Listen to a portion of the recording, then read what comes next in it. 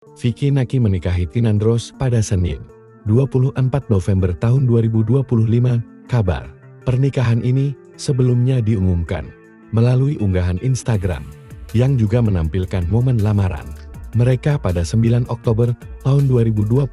Vicky terlihat menangis haru saat pernikahan, sementara Tinandros tampil anggun mengenakan cadar putih.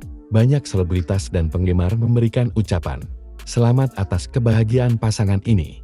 Tinandros dikenal sebagai penulis buku-buku puitis dan spiritual, seperti Untuk Nama Yang Tak Berani, Kusebut Dalam Doa, dan Bagaimana Jika Tuhan Bilang Tidak. Ia juga aktif sebagai kreator konten di Instagram @pinandroc, TikTok @temporarily, serta host podcast Tinandros dengan tema perjalanan spiritual dan refleksi diri.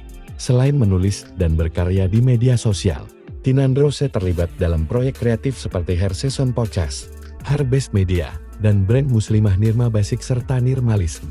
Meskipun kini menjadi sorotan publik, Tinandros tetap menjaga privasinya dengan jarang menampilkan wajah dan informasi pribadi, yang justru menambah daya tarik karyanya.